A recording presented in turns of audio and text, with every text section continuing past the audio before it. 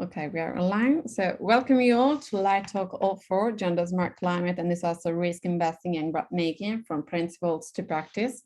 This Light Talk is organized and promoted by FAMD and the InsuResilience Global Partnership within their framework of their engagement together with the International Fund for Agricultural Development.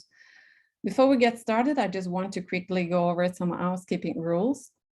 First of all, this webinar is recorded and will be available soon online on our channels. At the end, we'll have a quick session to address some questions from the floor, but you are more than free to put your question throughout the whole session into the chat box at the bottom of the screen, and we will try to get around to everyone. In the chat box, you may also find some relevant links, contents where to find the recording, and other relevant information that we are talking about. Now, without further ado, I will leave the floor to Jana for a welcome to this Light Talk, but thank you again for joining us today. So please, Jana, the floor is yours. Thanks, over. Thank you, Sylvia, and thank you to all the participants today. Welcome also from my side, from the InsuResilience Centre of Excellence on Gender Smart Solutions. My name is Jana Siebenegg from the InsuResilience Global Partnership Secretariat.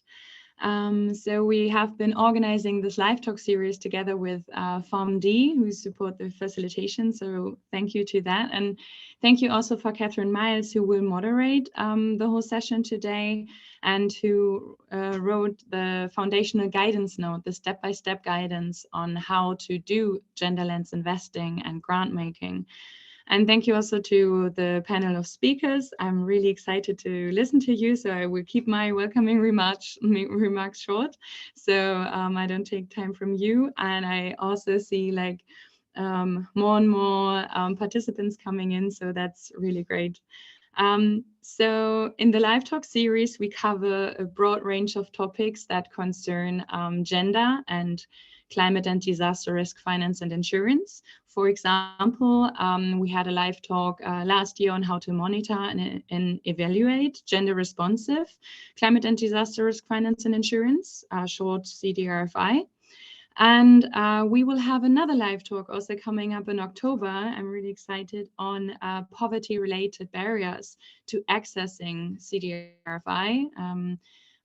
Based on or with a special focus on women, poor women.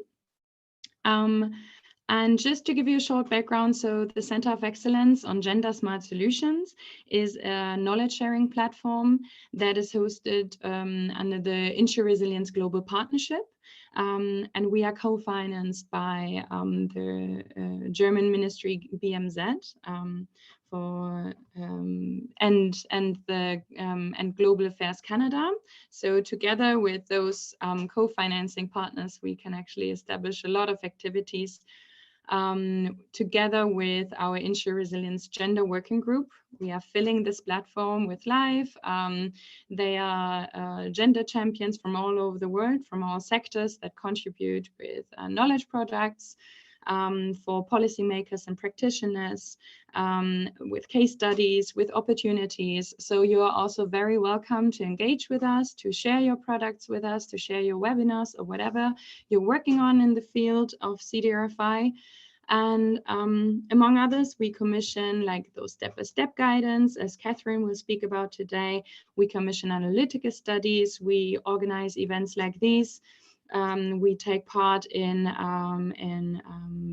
relevant climate change events, and we also provide scholarships to high potential women leaders. So please contact us if you want to share something with us, or get in touch or become a member of the Gender Working Group. Thank you. And I'm super delighted to give the word to our Gender Working Group co-chair and co-financier from Global Affairs Canada, Christine Martel-Fleming. Thank you, Christine. Hi, everyone. My name is Christine Martel-Fleming, and on behalf of Global Affairs Canada's Environment Division, I'm really excited to welcome you to this webinar on gender smart climate and disaster risk investing and grant making from principles to practice. And as Jana said, together with CARE International, Global Affairs Canada represented by myself, co-chairs the InsuResilience Gender Working Group.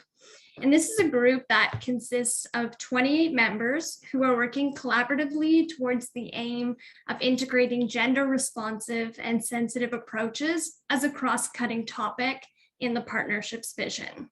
So as you may or may not know, in September 2020, the InsuResilience High-Level Consultative Group endorsed an InsuResilience Declaration on Gender. And this declaration really aims to highlight the importance of gender responsive approaches to climate and disaster risk finance and insurance, or Cdrfi, as we refer to it, in order to realize the Vision 2025, which aims to provide 500 million poor and vulnerable people with prearranged risk finance and insurance solutions against the impacts of climate and disaster shocks. It also calls on members of the partnership to incorporate gender lens grant allocation investment criteria into the program alliance funding mechanisms for Cdrfi, but also for other relevant programs. And in alignment with this, I'm pleased to say that the Government of Canada really supports gender lens investing as a way to influence systems of finance. As you know, we really see this as being integral to addressing systemic barriers to gender equality and the empowerment of women and girls in developing countries. So in this context, Global Affairs Canada has a commitment to both gender lens investing more broadly, but also specifically related to climate and disaster risk finance. So for example, this year in partnership with Convergence, we launched a gender responsive climate finance window in December 2021. And this will award early stage grant funding for the design and launch of innovative blended finance vehicles focused on both the intersection of climate change and gender equality in emerging markets globally. And this window overall aims to really build the field by supporting a pipeline of gender climate blended finance vehicles. And of course, I'm pleased to say that we'll hear more about this later on. It also builds on our wider focus of gender lens investing within the framework of Canada's Feminist International Assistance Policy to advance gender equality and the empowerment of women and girls across all of our programming. But within the Government of Canada, there are also other institutions that are contributing to this work. As an example, FinDev Canada, or the Development Finance Institute Canada, which works to provide easier access to capital for entrepreneurs in developing markets by delivering innovative financial solutions to businesses that also have the potential impact of creating jobs, empowering women, and also advancing climate change mitigation and adaptation.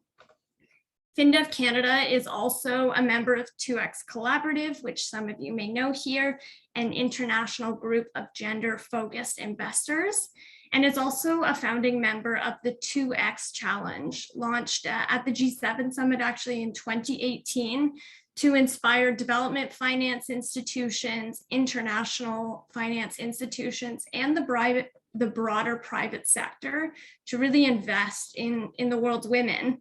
So the 2X Challenge actually initially called for the G7 and other development finance institutions and the private sector to collectively mobilize $3 billion US in commitments from 2018 to 2020 to provide women in developing country markets with improved access to leadership opportunities, quality employment, finance, enterprise support, and products and services that can really enhance their economic participation and access.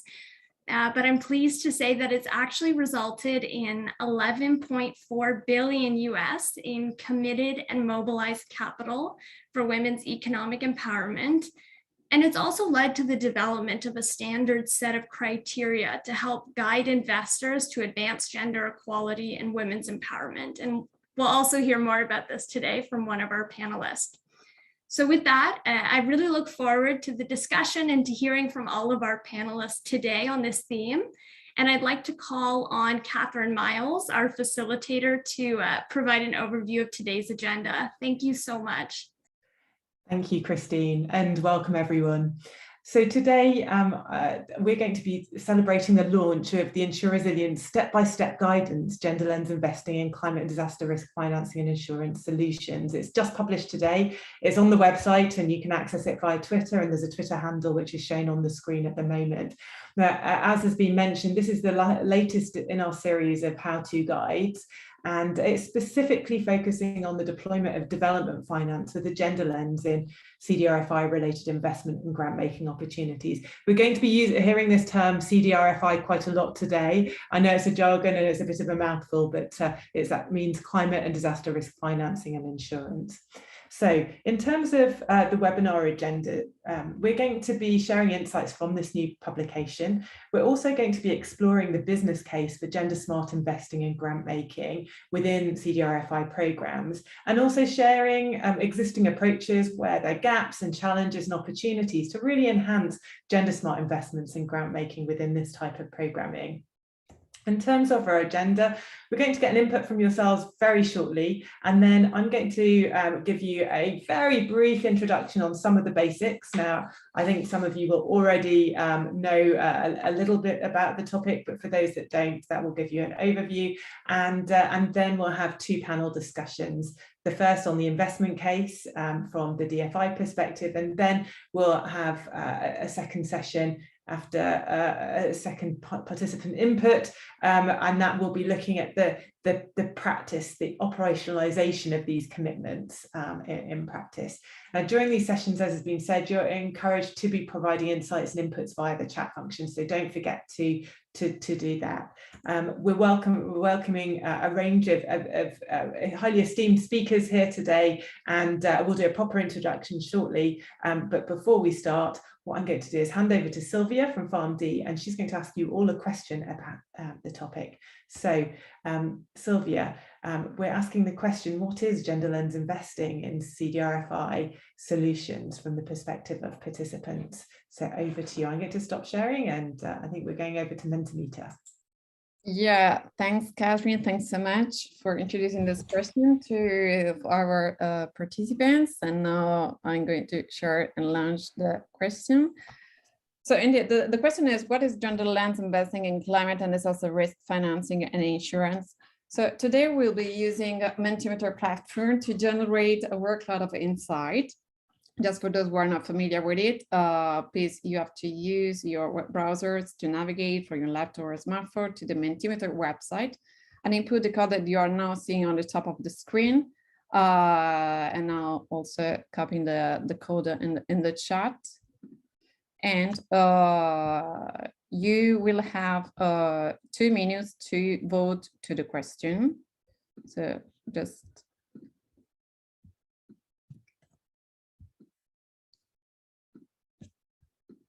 okay, sorry. Okay, from now you have 2 minutes to vote.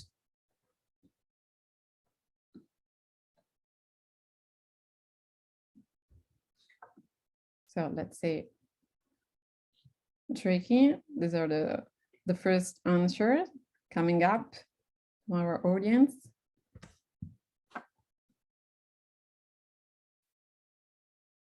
The opportunity. So let's see, which are your ideas lacking?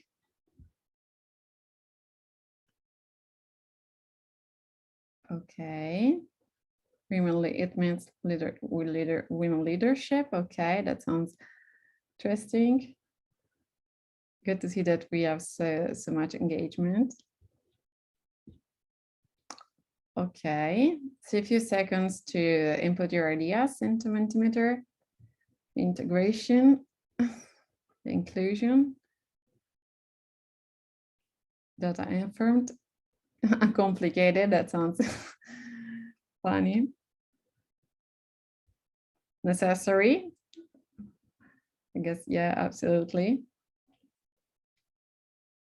Okay, so the time is almost up. Participation the equity, minimize losses. So many answers we collect from this first question. And now the time is up, so I have to close here the answer session, but I want to thank you for answering this first question. And now I will stop sharing and I will pass back the floor to Catherine for a representation of the basics of the gender smart investing in Cdrfi. So thank you, Catherine, and the floor is yours again. Thanks, over.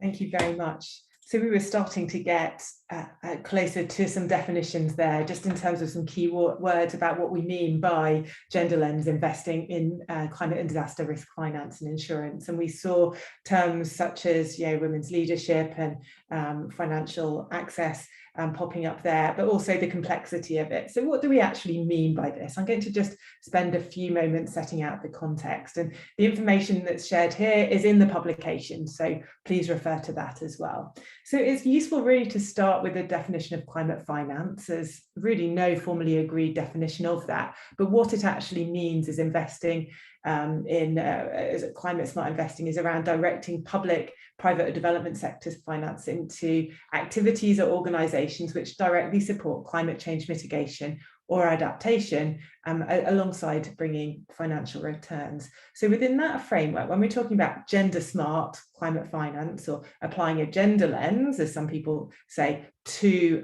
climate finance, it's about bringing together that gender and climate lens together, not in just what we're investing in, but who, how, and into companies as well as funds and financial institutions.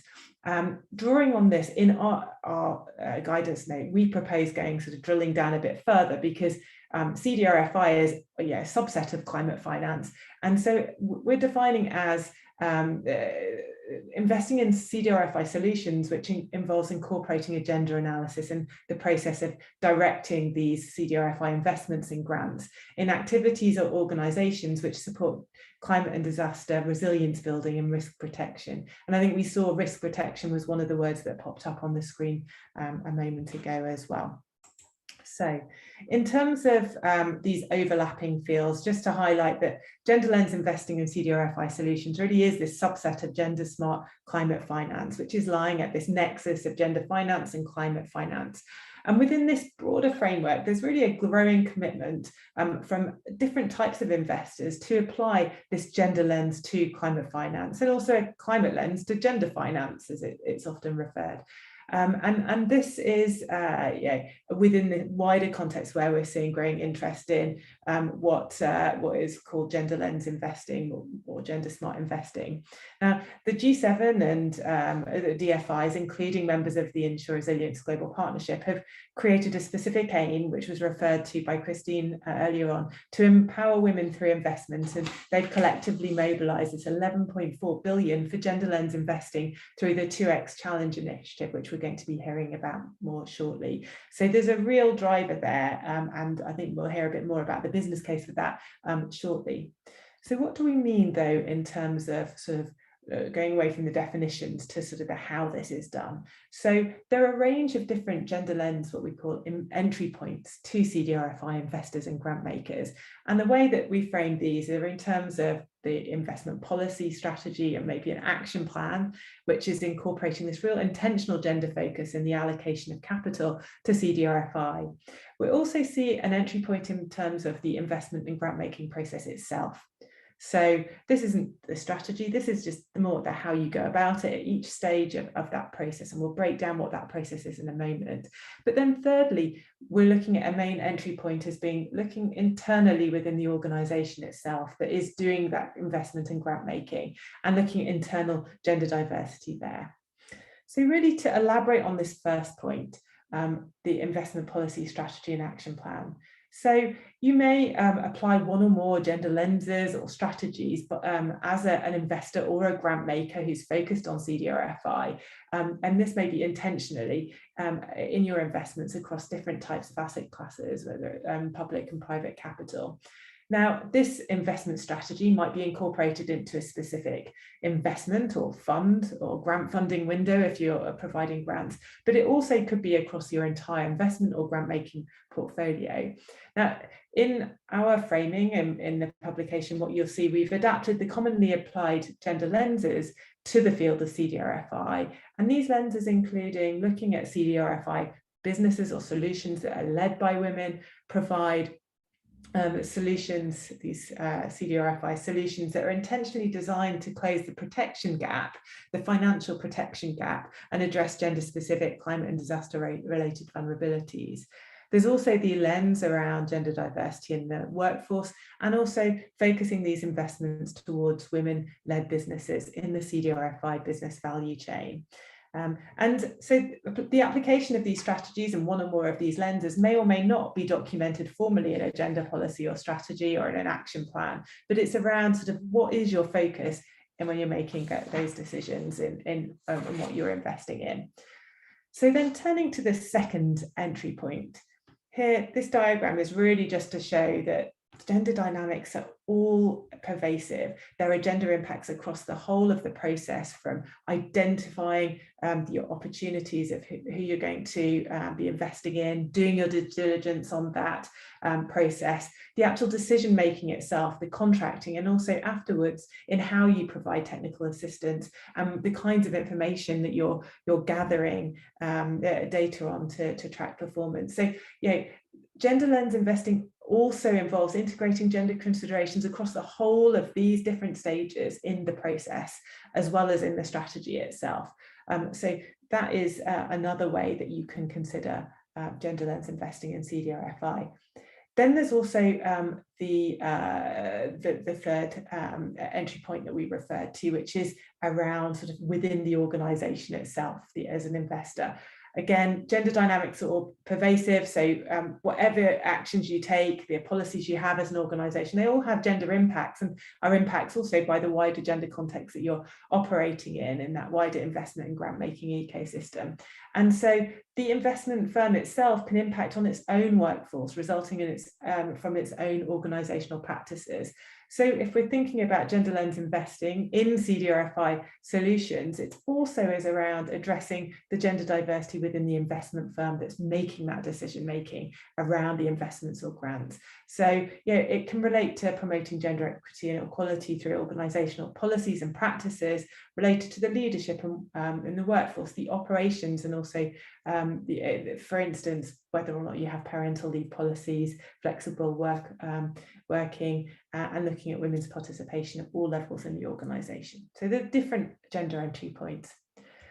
So what you'll see in the guidance that we've got here today that's been published is we're setting out a series of questions to really make you think about how you're going about your Cdrfi investing and grant making, and seeing whether or not you're intentionally or otherwise integrating a gender lens at each of these overarching entry points, but also within that different parts of each of those processes. And so what you can see on the screen here is some of the areas where you may be or may not be considering at the moment gender considerations as you're allocating capital and undertaking this practice and the process, and also looking internally within your own organisation. So we'll be exploring some of these very concrete points shortly with some of our speakers, and we've got some case studies in the guidance note itself, but we're elaborating further on them in the interventions via the panelists in a moment. So this is really just a very whistle-top tour, as it were, of some of the very, very basics. And to find out more, I really encourage you to read the guidance. But as I say, we're going to be exploring some of these points in more detail now with our first session. So without further ado, we're going to move on to the first panel session. And in this session, we're looking at the investment case for gender smart investing. And we're considering the different motivations and approaches for applying a gender lens in climate financing more broadly and in Cdrfi investments to really understand the case from a development finance perspective. So I'm really happy that we've got Young-Hee Lee from the Adaptation Fund with us today, and Marianne Wiesma from the 2X Collaborative. So we're going to bring them onto to the screen now, and if you can unmute yourselves, we'll start. I think we're going to stop sharing the screen so you can see the speakers now, and we're going to learn from our panelists. So really, maybe Young, we'll start with you today, and thank you for joining us. So from the perspective of the Adaptation Fund, you're really a pioneer in climate adaptation finance. So what's really the main motivation for yourselves at the Adaptation Fund to apply a gender consideration in climate financing, and how do you do this? Thanks, Catherine. Hello, everyone. It's my great pleasure to join this event, and also once again, congratulations on the launch of the InsuResilience Step-by-Step Gender Guidance. So if I can start with a brief introduction of the Adaptation Fund, those who are not familiar, the fund was created in 2001 under the UNFCCC Kyoto Protocol, and is the first international climate fund dedicated to financing concrete adaptation projects for vulnerable communities in developing countries.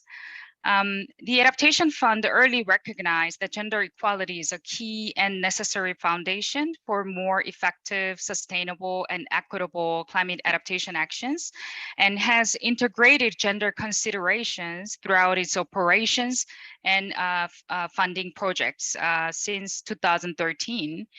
The fund's gender mandate can be broadly categorized into two. First is a do no harm approach through the fund's environmental and social policy. And second, do something good approach under the fund's gender policy and gender action plan by proactively addressing gender equality and women's empowerment. Fund adopted its own gender policy in 2016 and further updated in 2021, elevating its ambition and goal for gender equality, such as by applying intersectional analysis to better understand and address multi-layered complexities of gendered vulnerabilities, systematic barriers to opportunities, and root causes of inequality, and build more responsive and tailored gender interventions. So under the fund's gender policy and gender action plan, gender considerations is required to be integrated throughout the project lifecycle, from design, implementation, and monitoring and evaluation. In the Adaptation Fund, project proposals without sufficient articulation of gender considerations cannot be approved by the Adaptation Fund's board. So a meaningful and inclusive and gender responsive stakeholder consultations is another requirement, and gender assessment is mandatory for project proposal, and the results of the gender assessment should inform the gender responsive project interventions. Establishing gender desegregated indicators and gender responsive monitoring and evaluation framework are critical for collecting data relevant to social and economic components of the projects, as well as for measuring gender progress. We also underline the need of application of intersectional analysis, and encourages our implementing entities to identify these groups and adopt concrete measures aimed at overcoming barriers for their empowerment and resilience. In addition, the fund has also expanded access to financial resources, not only for accredited implementing entities, but also non-accredited entities through enhanced direct access funding window and small innovation grants via an innovation facility. In that regard, we have encouraged vulnerable communities, local women's groups to access funding through such windows when direct access or accreditation with the Adaptation Fund is not immediately possible or suitable for them. Fund is also developing its gender scorecard to enhance tracking and capturing of gender progress in Adaptation Fund's portfolio. We have emphasized achieving the goal of gender equality can be achieved through concerted efforts, and therefore encouraged all the Adaptation Fund stakeholders to serve as a gender champion. So let me stop there, Catherine. Thank you. You're muted. So it's really concrete steps that you've been taking to really operationalize your policy and moving away from that no harm approach to the proactive approach, which I think is fantastic to see, and really and moving also towards incorporating this intersectionality concept, which we're hearing more and more. How though, given you've got such a wide range of practices and both your own practice and what you're encouraging those you're investing in to do, how are you working to disseminate these good practices amongst the and encouraging these good practices among the recipients of your funding? And are there any trends that you're seeing over time in terms of the kind of practices that they're picking up from the experiences? Sure, Ken.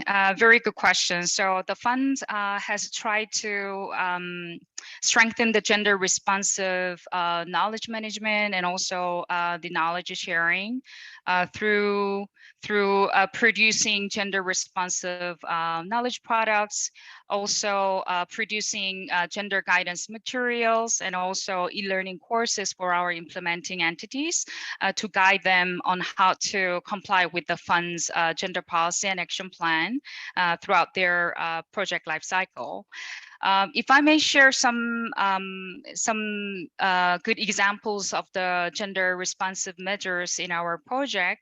For example, in Peru, a project is reducing gender gaps in natural resource management through sustainable ecotourism, business management, trade and fishery byproducts to foster leadership roles for women and create alternative livelihoods. In Morocco, a project is responding to drought by restoring indigenous underground water canals and supporting product diversification through women's associations. About 400 women have been trained in conservation techniques, innovative adaptation measures, designing and financing projects. Over time, we have witnessed gender progress in our portfolio. Some best gender practices include promoting the active participation of women in decision-making bodies within the projects, communities, and groups. Training project staff on gender issues has proven to be an important tool to generate knowledge, develop skills, and raise awareness on the why and how to mainstream gender. Raising awareness and building capacity among national and local stakeholders on the impacts of climate change and cross-cutting gender dynamics strengthened efforts to implement appropriate responses to threats and threats of the targeted populations. Also, last but not least, like broad stakeholder engagement encouraged participation of often marginalized groups and a gender balance of community participants, participants, which in turn provides diverse input in issues, perspectives, and leadership skills, contributing to ownership and the project and sustainable outputs. Thanks, Jan. Thank you. Yeah, this is great. And I think what we're seeing here is actually a lot of the practices you're implementing are not actually specific to kind of good practices for climate finance and gender lens investing, or indeed Cdrfi gender lens investing, but these are just generic good practices if you're applying a gender lens to your investments. Maybe actually with that, and building on some of what we're hearing your practices are, maybe we turn to Marijn now. And Marijn, you're a convener and a standard setter from the 2X Collaborative, and so from your perspective, why should DFIs be integrating Cdrfi, those that are investing in climate finance or Cdrfi, but also more generally, why should they be integrating gender considerations in their investment and grant making? And how have you been building this case at 2X, please? Thank you, Catherine, and really happy with the report that you published, as it builds on all the good work that is being done by Gender Smart, by the 2X Collaborative. And so, to your question, why should DFIs invest in, shall we first say climate finance? I think that makes a lot of sense. I think all finance has to become climate finance. And what we are trying to to do with by building in a gender lens is try not to perpetuate the inequality that we have in our current financial system, but to really build in a gender, but broader than that, a gender and diversity lens into climate finance. It makes a lot of sense. I think there are two good reasons. One is women are disproportionately affected by climate change, but not to always put women in the victim position. Women are also a disproportionate part of the solution. And so they're disproportionately vulnerable because of the jobs they have, because of the places they live in, because of the work they do, but disproportionate part of the solution because of their communication style, their negotiation style, their I'm generalizing, but the willingness to collaborate, co-create, do big and long-term thinking, and all these capabilities are much needed to in climate finance also, and to solve some of the big problems that we see. So to your point, how are we doing this? Go ahead. Yeah, so I mean, you're seeing, well, because Cdrfi and gender lens investing is really at the nascent stage, I think really what's interesting to hear from you is, yeah, as a convener of diverse different organisations that are focused on this agenda, what are the lessons learned through 2X Challenge and the collaborative about how what we should be doing as Cdrfi investors to really accelerate the practices that we're hearing about, to take advantage of these opportunities it presents, and the impact, the positive gender impact? What do we need to do? So I think we just heard a good example, yeah, from the Adaptation Fund. I think so.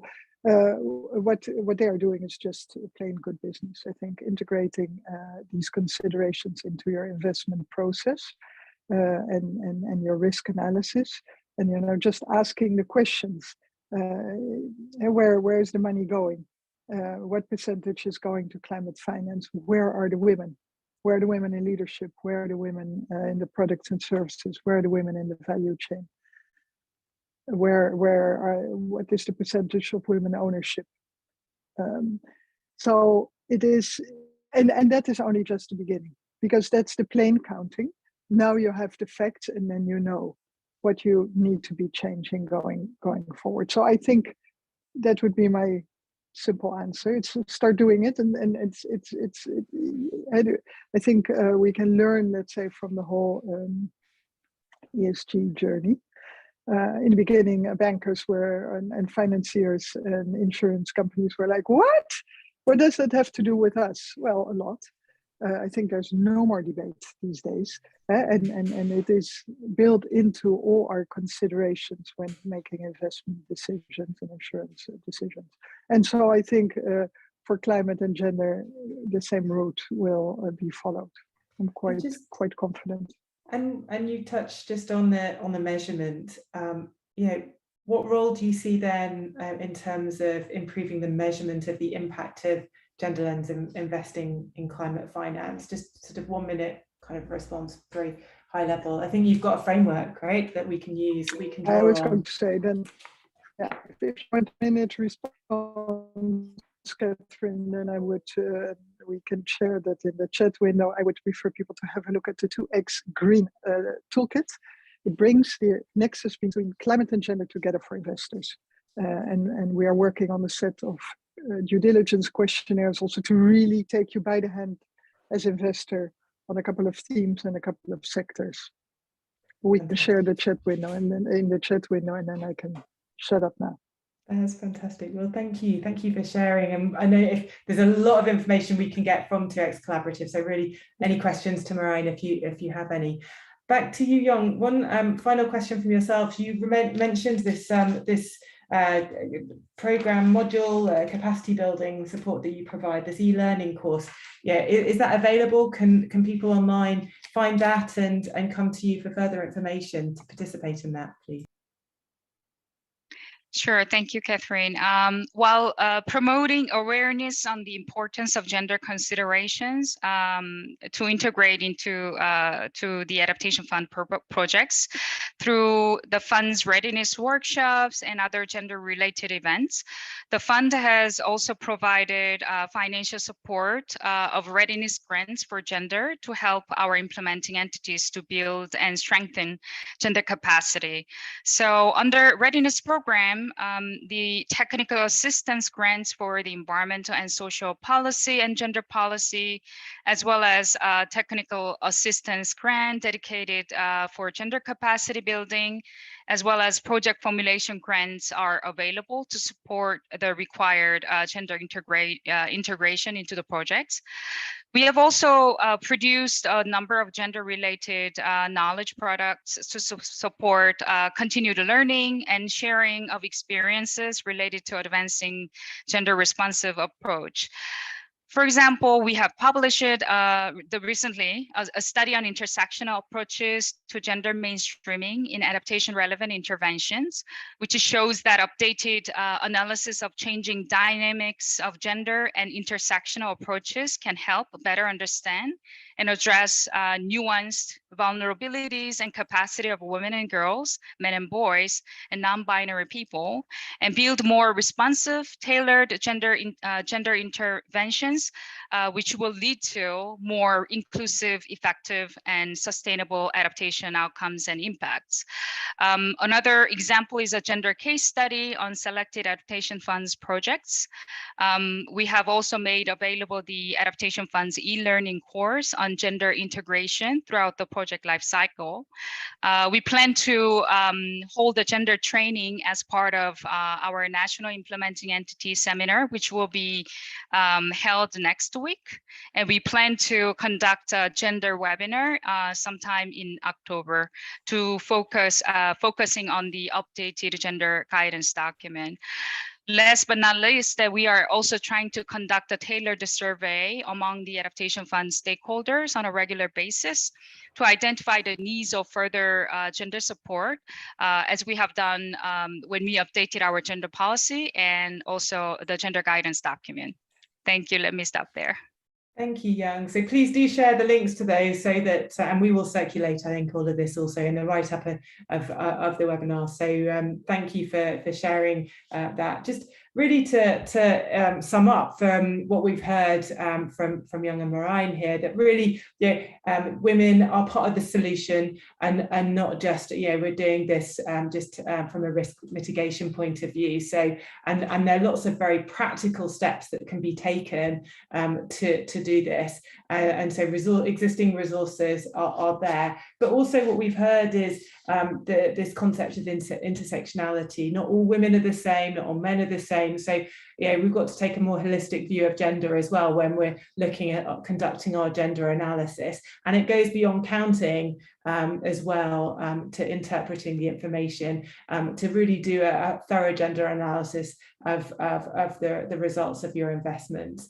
We're going to end this panel session now, but I really big thank you for the insights that you've both provided. We're going to move on now very briefly to get a few more insights from the floor, because I know there are lots of you who are on the line, and I get to pass back to Sylvie to pose the next participant question. Thank you, Catherine. Thank you to panelists from our previous session. Now let's get back to the Mentimeter with some new questions for you to answer. Let me share the screen with you. For those who just join us, I remind you to connect to the Mentimeter website and use the new code that now you see on the screen. And I also copy in the chat. And so this time we have two different questions. The first one is, what type of gender consideration do you think should be integrated into Cdrfi investment and grant-making decision?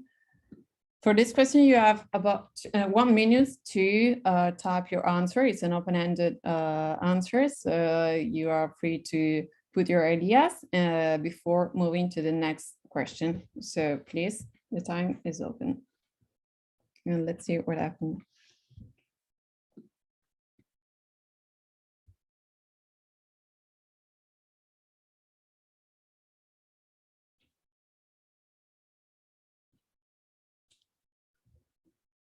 Let's wait for some input. Access to mobile to receive payouts. Okay, so the first answer comes up. Percentage of women in leadership position of your investment portfolio companies, gender disaggregated data on beneficiaries. Okay, that's all. Let's see from audience, other answer, disaggregated data.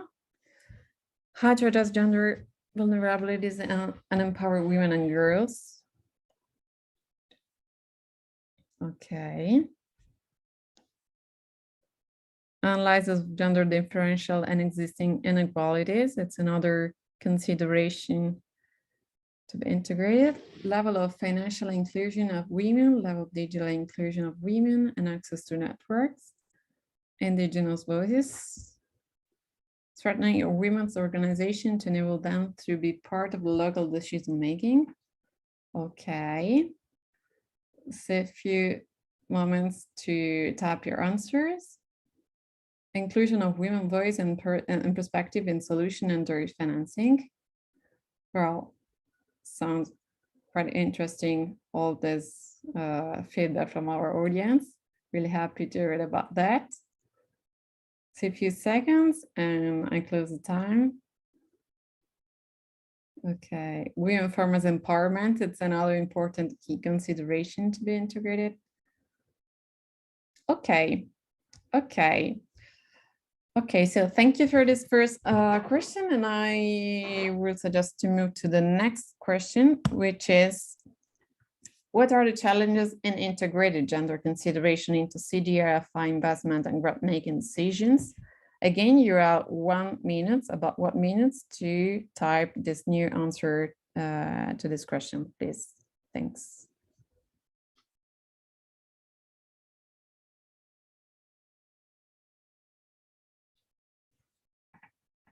Let's see where is the first coming up.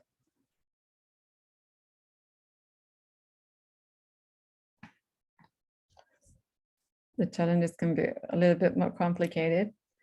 Lack of knowledge on why it matters. Female representation is not equal with participation. Cdrfi is niche and complex area to integrate gender. Some organizations see gender consideration only as yet another chat box to chat. As a bot on nice to have, but it's really more than that. Great, thanks. Lack of disaggregated data, okay. Access to information we really collect. We have another one from here.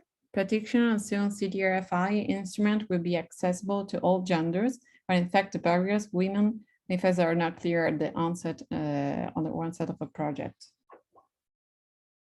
Mindset with the current insurance providers. Okay, so many feedback again for this new question. You have still few moments, few seconds to put your ideas.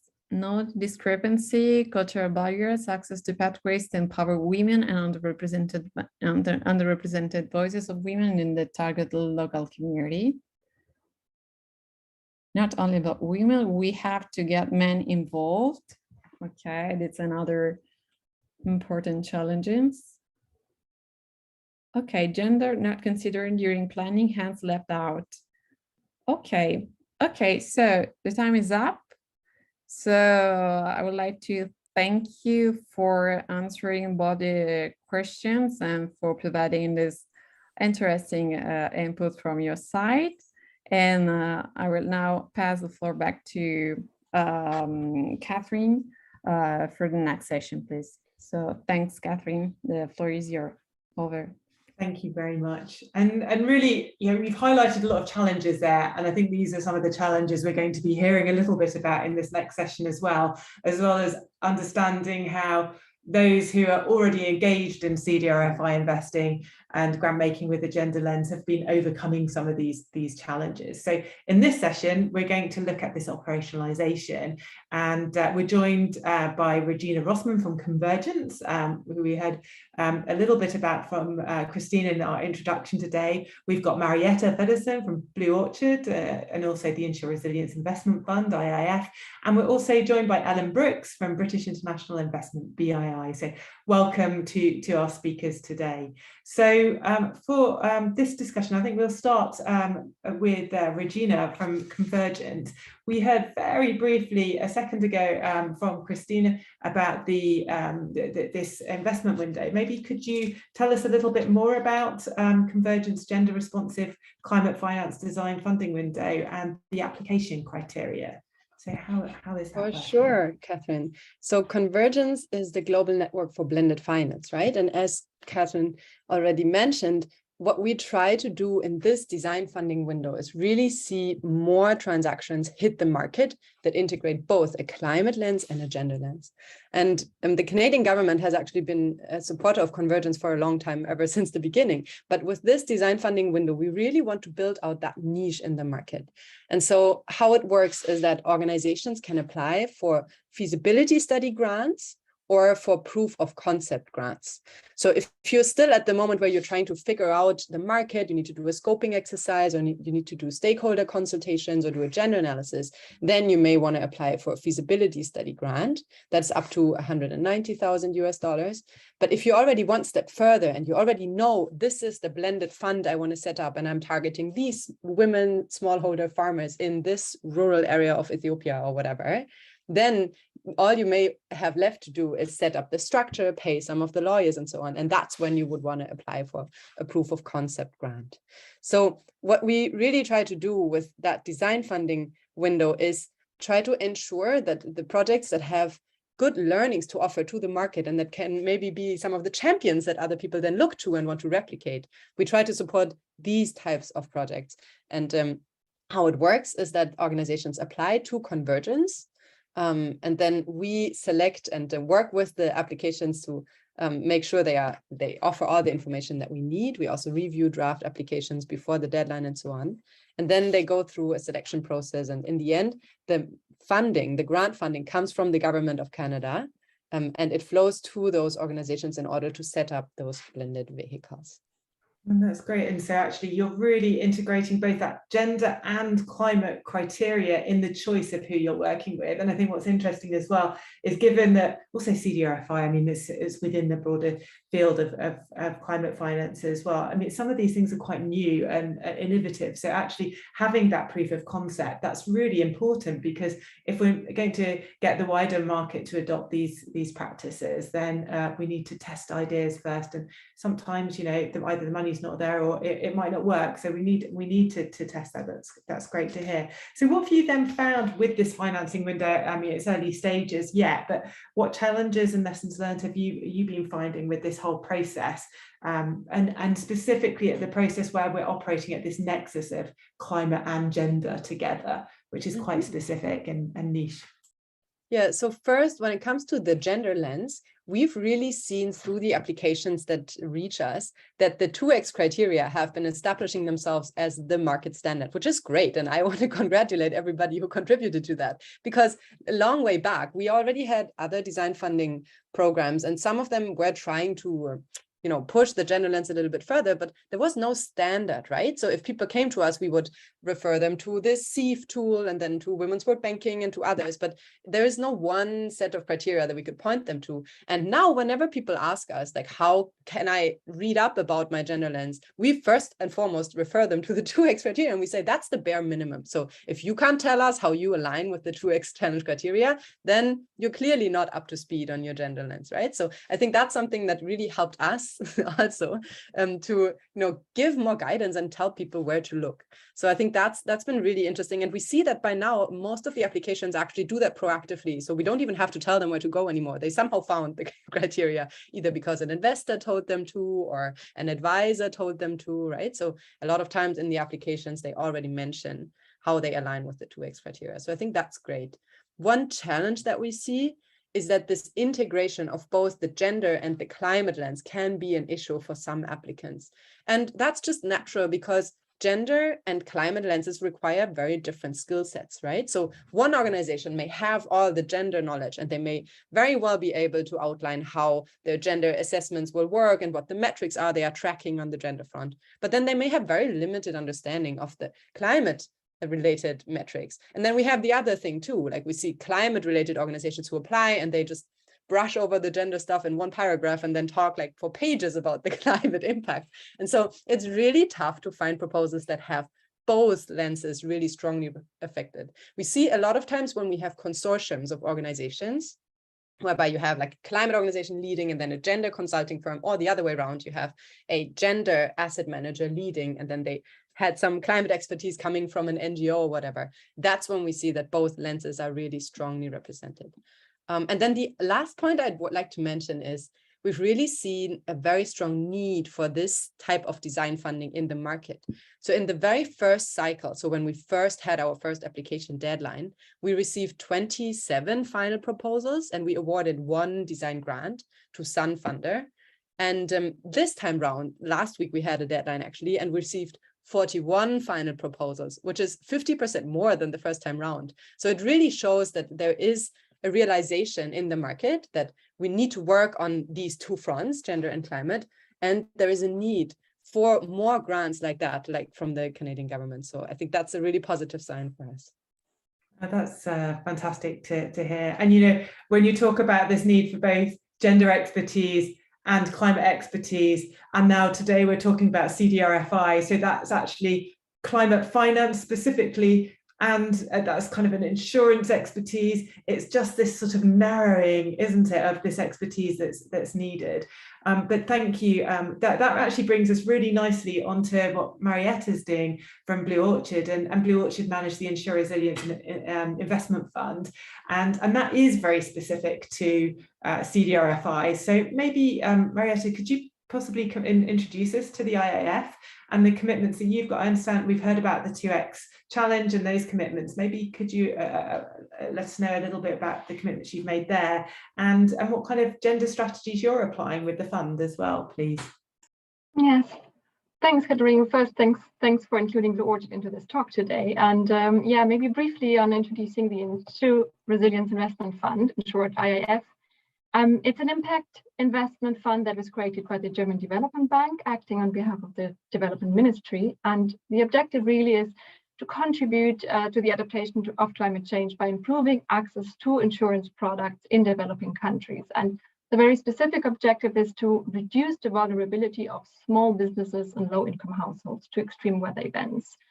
And the fund itself is comprised of kind of 2 sub-funds. It has a debt fund that invests into the financial sector, so banks and microfinance institutions offer insurance products, but also where there are equity sub-funds, we can take direct equity stakes in insurance companies who either serve clients in ODA countries or themselves situated in such countries. And in addition to this investment arm, we also have some grant facilities.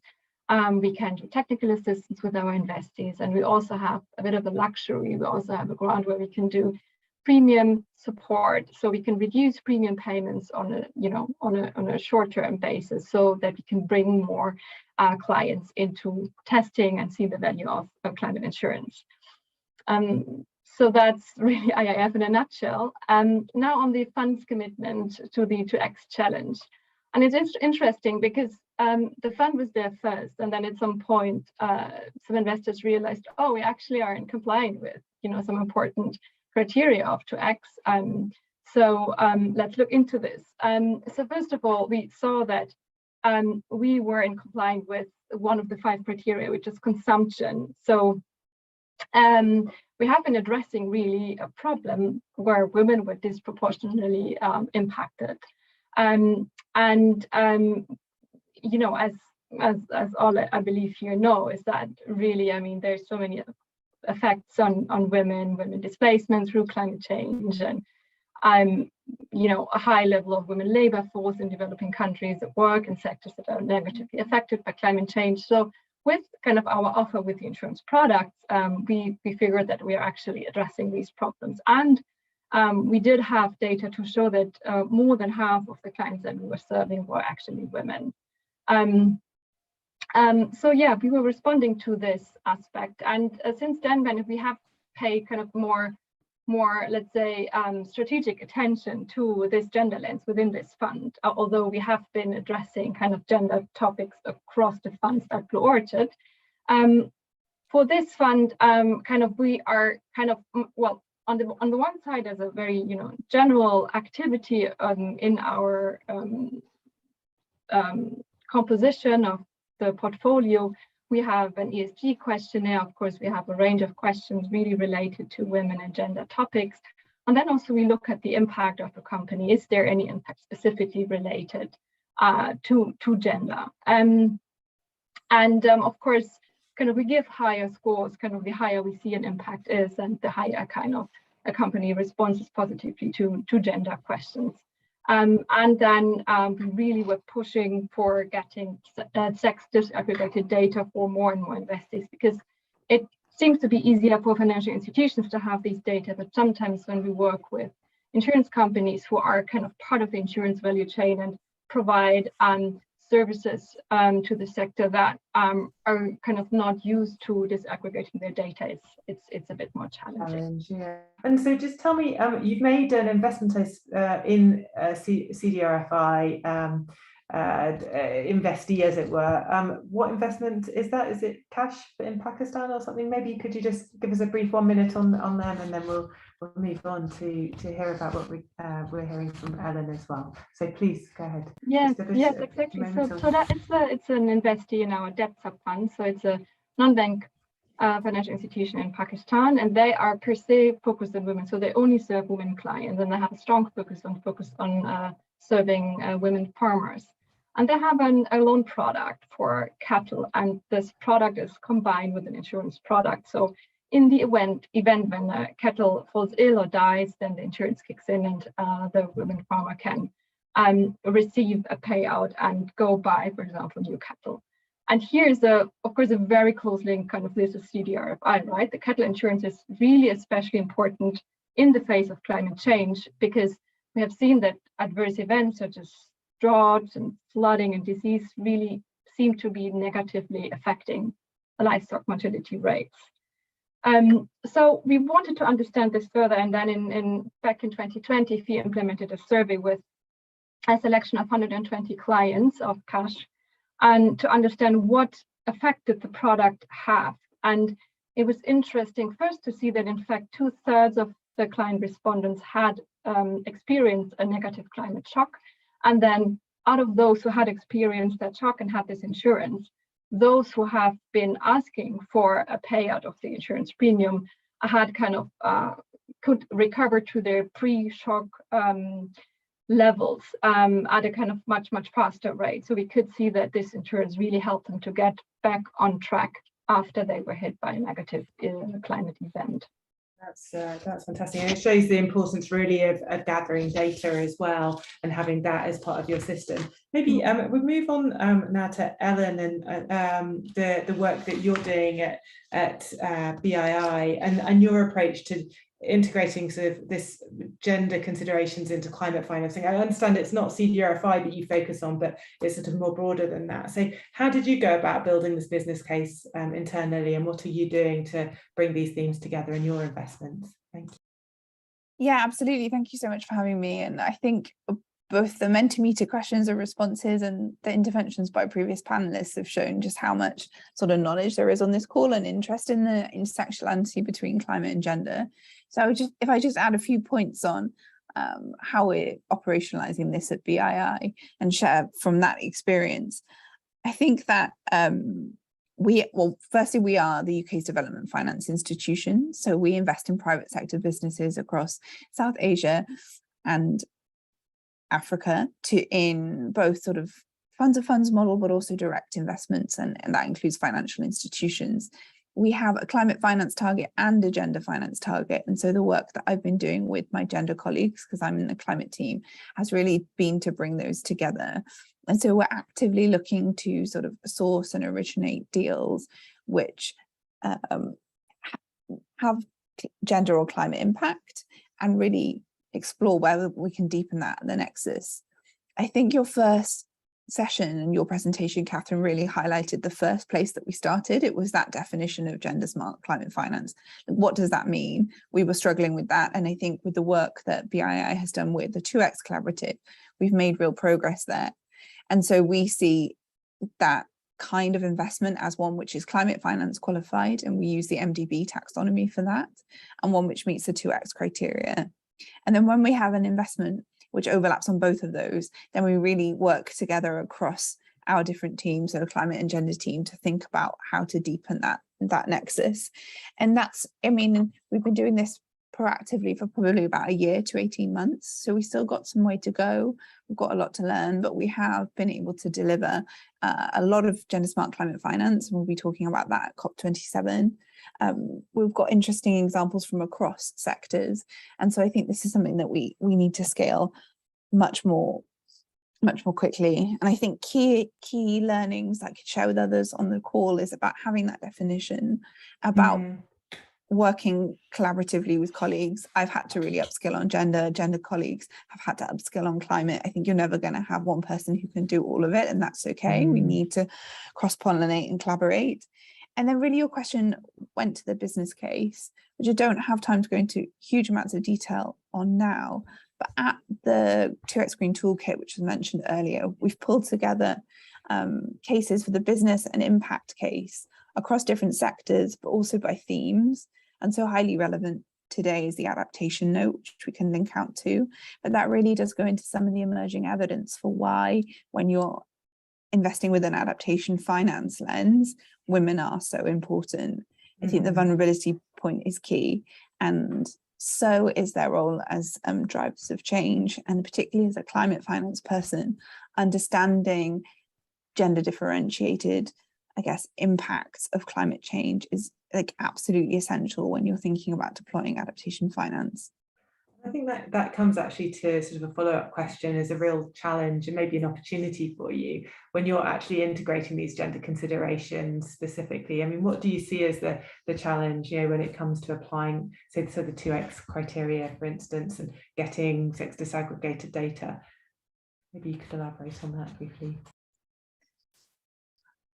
Yeah, and maybe if I elaborated a bit around adaptation finance in particular, we do have one example of climate insurance as well, which I'd be very happy to speak to, although still some more work to do on gender, I think, there. But we are working with lots of other DFIs in the Adaptation and Resilience Investors Collaborative to really understand how to deliver more private sector adaptation finance, which I think is a market that really needs catalyzing and accelerating.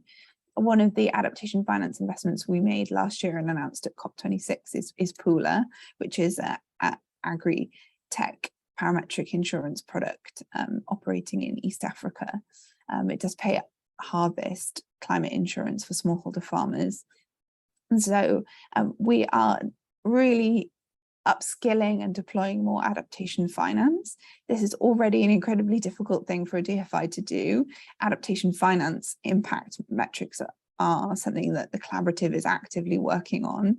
And so to your point around metrics, we also need to, at the same time as we're upskilling on how to do that part, also think about how to overlay that gender disaggregated lens on those metrics that we're collecting. And we also need to bring in gender colleagues to help us write sort of adaptation plans which are suitable for private sector businesses and private sector investments. And so I think those are the opportunities I see for us to do more of this going forward. That's fantastic. Thank you. So maybe we'll just go one last round to each of you very briefly for a few minutes, and just I guess picking up on some of the themes that we've been hearing. The selection, Regina, of who you're working with, you know, especially if it's so new, it must be really difficult. So can you tell us about how you go about the actual selection process of this climate finance and gender window, and how you've been integrating gender within that, if you know these practices are so new for these organisations? For sure. So we found that the most important step is actually before the applicants submit the final application, because once the application is in, there's very little things you can do in order to make it better, right? So what we found is that the best approach is to already engage with applicants before they submit the application, review their concept notes, give them some comments, tell them where we need more information, so that by the time they submit the final application, it has all the information we want. And we also need to recognize that not all organizations will be very good at writing about what they're about to do. That doesn't mean they don't know how to do it, right? So just because somebody's not an English native doesn't mean that his proposal is bad. It just means that he needs some more support in putting it together. So I think that's one of the key learnings, is to start early on. And already in the application template, we ask things like for them to describe the team and how many of their team members are female versus male and so on. So we can already integrate some of the gender considerations in the application template, and we can make sure we collect the relevant information on gender lens. And then once we have the final application, then it really comes down to probing and making sure we actually have enough evidence for some of the stuff you write, because you can write a whole lot of things in an application, right? And we all know we tweak our things to be most suitable to the type of money we are trying to attract. And so in the due diligence process, for example, we really look into whether people have just written down some metrics that they Googled, or whether they are actually trying to collect these gender disaggregated metrics, for example. So that's another thing that I think is really important, because in the end, once you sign an agreement, yes, sure, there is milestones, so you can still tie the disbursement of money to achieving certain things, but you have very little leeway, right, at the moment when you sign the grant. So a lot of the work actually has to happen before.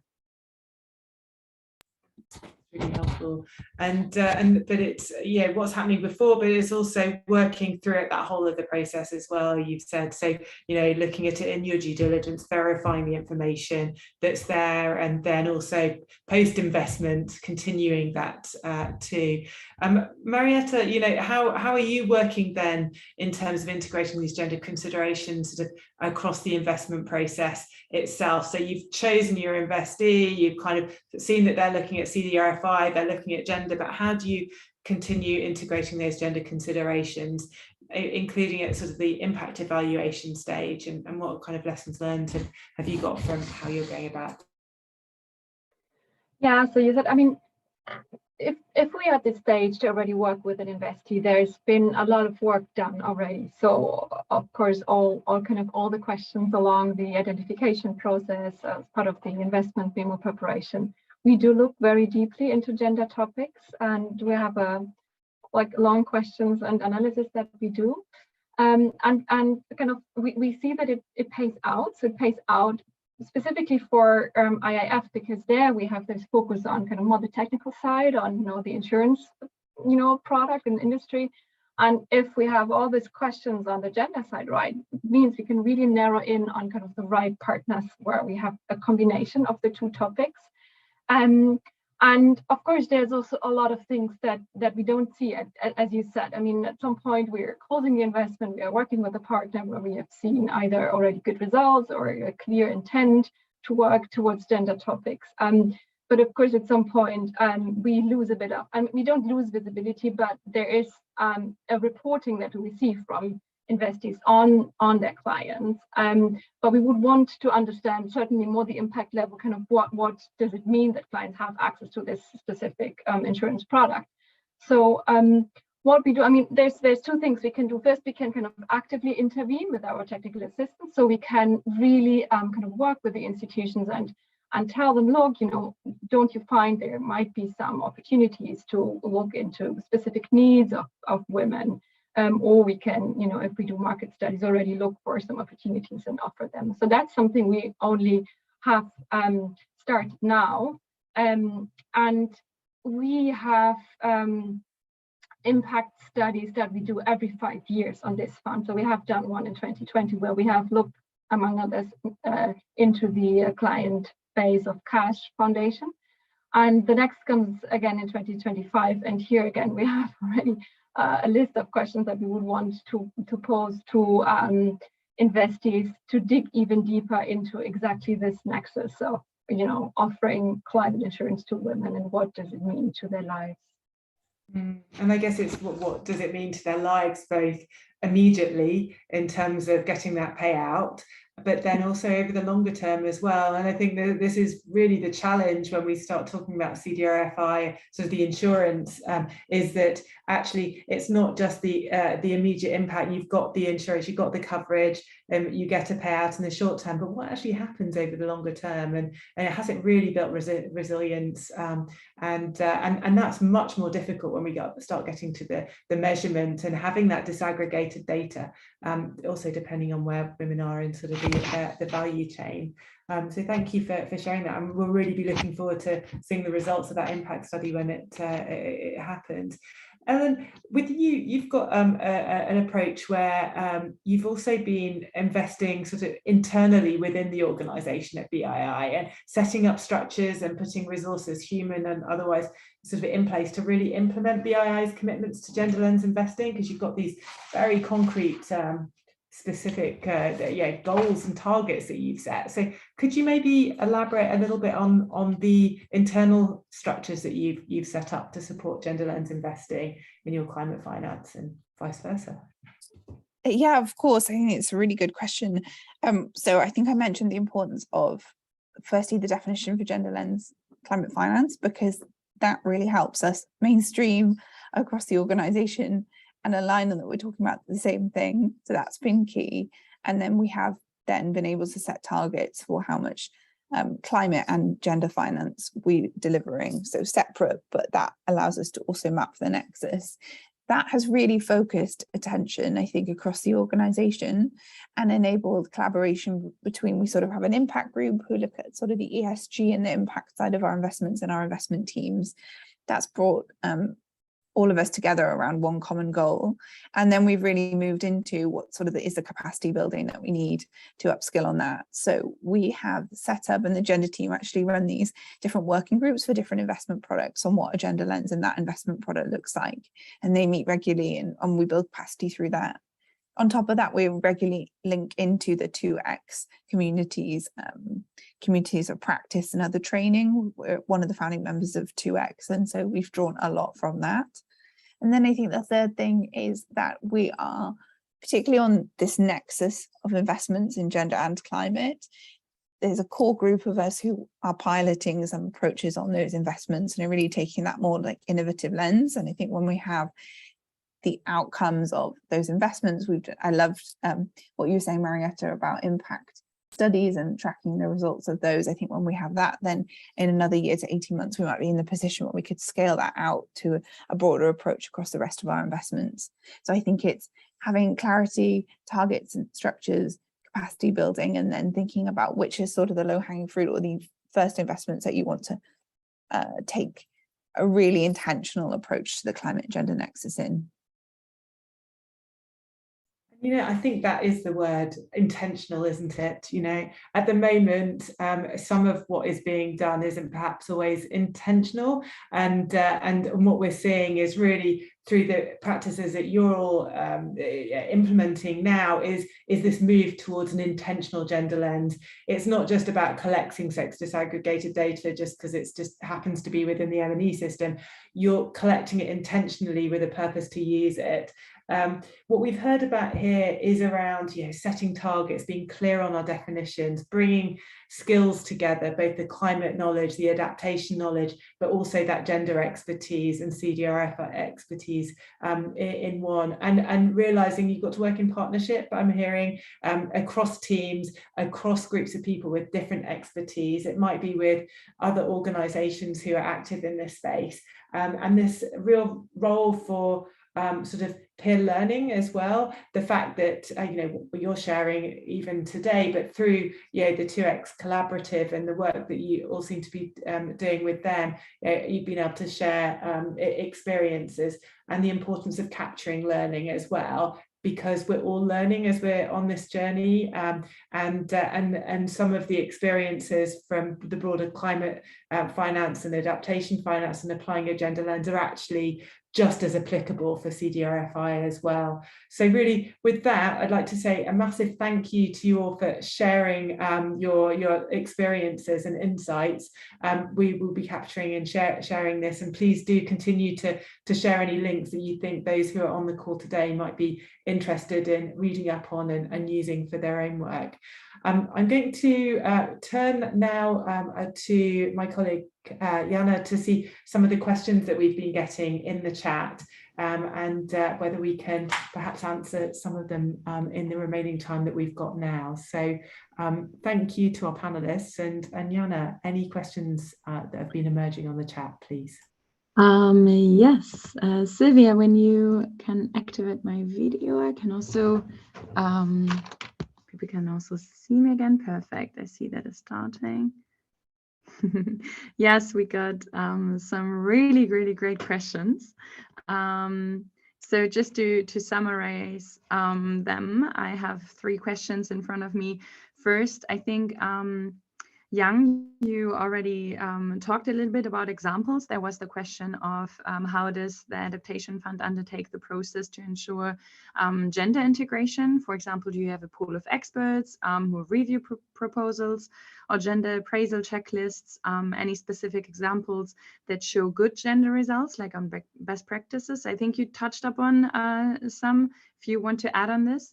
And then we had 2 very yeah, I think questions that you could also really discuss and talk lengthily about. So, for example, in summary, how to actually convince risk modeling companies and insurers to include gender considerations.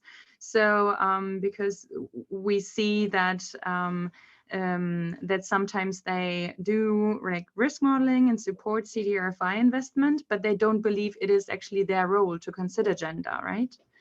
And then the last question that came up was, what are actually the advantages and disadvantages of focusing on gender rather than having a broader commitment to the inclusion of also age, disability, ethnicity, and other factors that are very important to include the most vulnerable in strategies? And do you imagine that gender is kind of a door opener to start with these strategies? And I saw that Regina already touched upon this question, but Catherine or the rest of the panel, if you have something to say on this, I would also be super interested, because it's highly also complicated, but great to discuss it in this panel.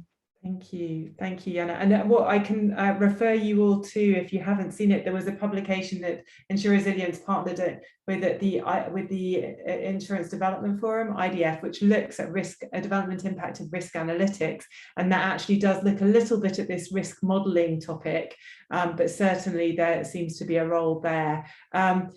Maybe on the risk modelling point, first of all, would any of you like to come in on that?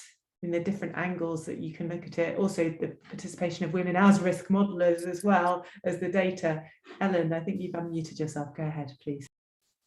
Yeah, I mean, I can't specifically speak to risk modelling, but I think what I would like to add, and we found really effective, is that consumption criteria of the 2X criteria. So who is going to be using and purchasing the insurance product that you are looking to sell?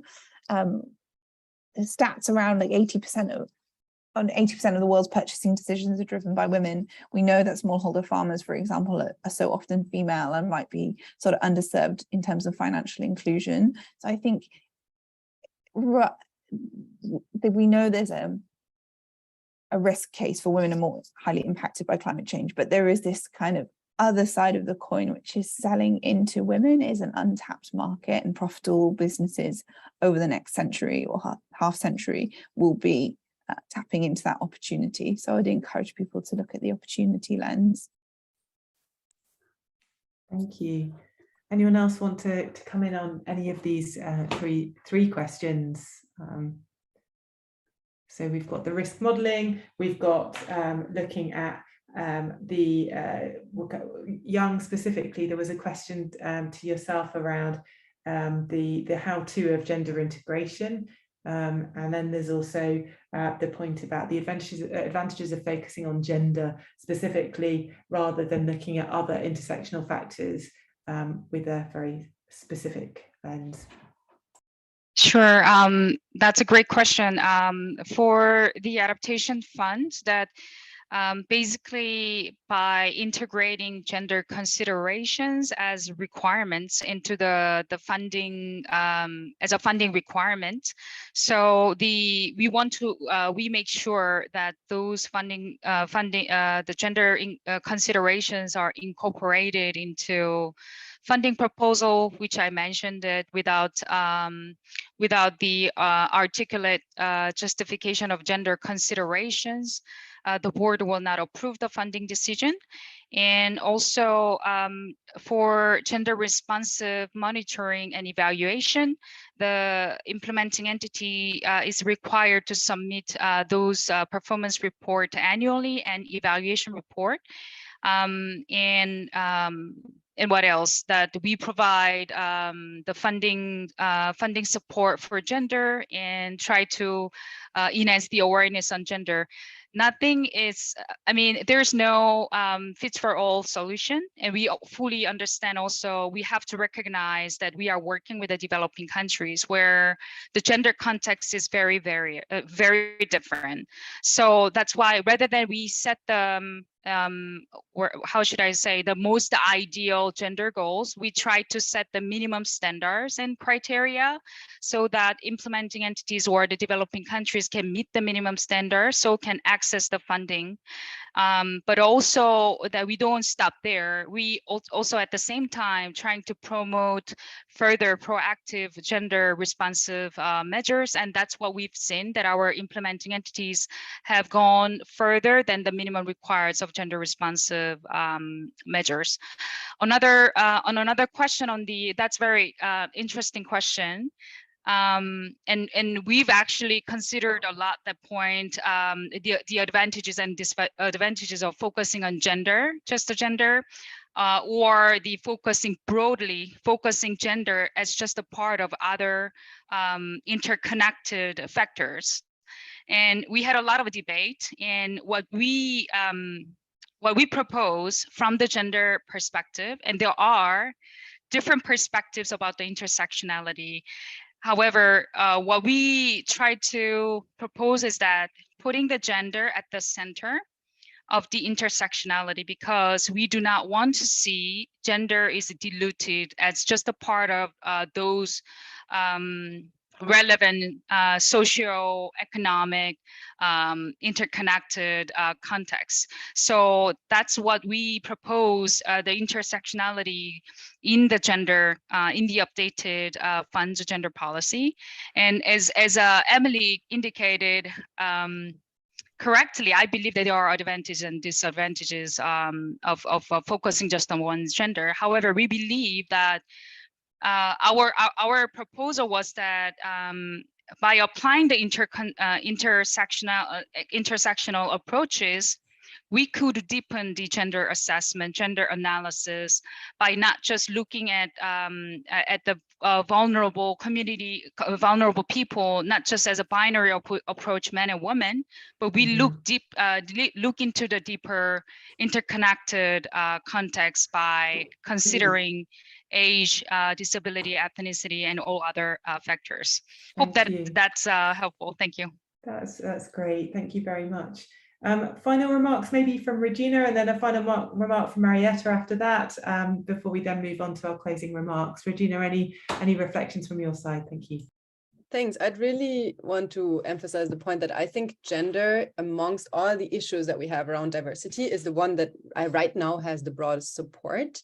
And I think that's why it makes sense to start with that, because if we can get some of the private investors and insurance companies to comply on that front, then it's not that much further to include other diversity indicators as well. But we got to start somewhere. And I think they would be mostly very overwhelmed if we try to say, and by the way, you also have to comply with this, that, and this, and this, and this. So let's take it one step at a time. Yeah, and I think it comes down to that 50% women versus 50% men, and you start getting to subgroups if you start looking at some of the other characteristics. Thank you, Regina. And Marietta, some closing words from yourself. Oh, thank you. Yeah, something that came to my mind when listening to these questions and comments is that, I mean, we have been working with one institution, as I mentioned, Cash, institution where we found is exactly serving this nexus.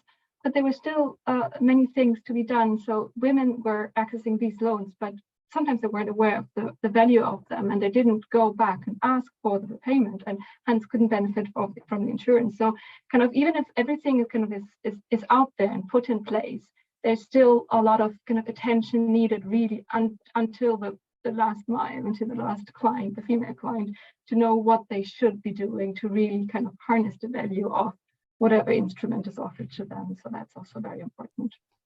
Thank you. That's fantastic. And I think we've had one more question come up in the chat, and I'll just refer to it, which is around the role of the regulator in getting sex disaggregated data.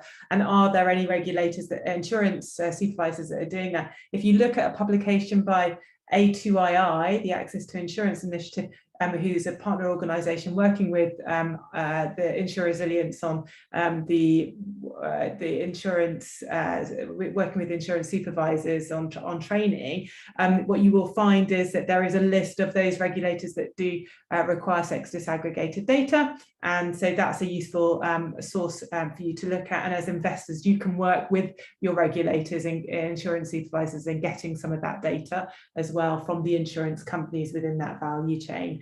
At this point, I'd like to say a massive thank you to all of you for the insights shared. I'm going to pass back now to Christina to provide some final remarks as we close, but thank you everybody from my side. Thank you very much, Catherine, and a really, really big thank you to all of the panelists for their interventions today. I think as I was reflecting on the input, I was really pleased to hear about the stress that was placed on the importance of providing leadership opportunities and participatory opportunities to both women and girls. And it was noted earlier that, you know, women and girls are disproportionately impacted by the impacts of climate change. And they often face, obviously, you know, issues to access when accessing productive resources, but they're also part of the solution. It's really important that, you know, we don't just frame them as victims, but also as contributors and leaders to finding a solution. I think often, you know, a lot of people often get stuck on the how do we do it. And, you know, it was mentioned in one of the discussion questions that the barriers to gender equality in Cdrfi aren't always necessarily clear, and that you know, gender experts are not necessarily climate experts. So it's why I think this community and this collaboration is essential to share that knowledge and those lessons learned. And I think hearing from both the participants and the audience will only help to strengthen this work. And I'd therefore like to thank everyone for joining us today, and of course to PharmD and the InsuResilience Global Partnership for organizing this webinar today. Thank you so much again, and everyone have a great rest of your day. I also forgot to mention, sorry, there are, I think it was perhaps shared in the chat, but there's the details of the publication. I'm not sure if it's possible to share the link again, Jana. And yes, also just wanted to send a friendly reminder. I understand that there will be an evaluation poll that's sent after the webinar, so we'd encourage you to fill that out if possible. Thanks so much. Thank you, Christine. Thank you. Goodbye. Thank you, everybody.